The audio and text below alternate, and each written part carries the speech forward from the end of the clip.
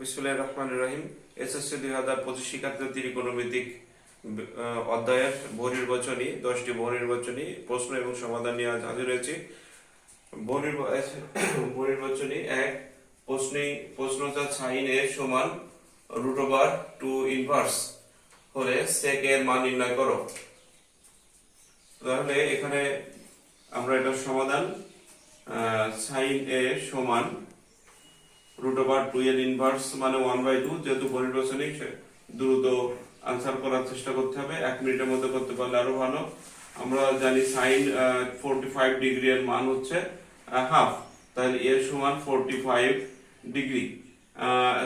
সেক মানে এখানে সেক 45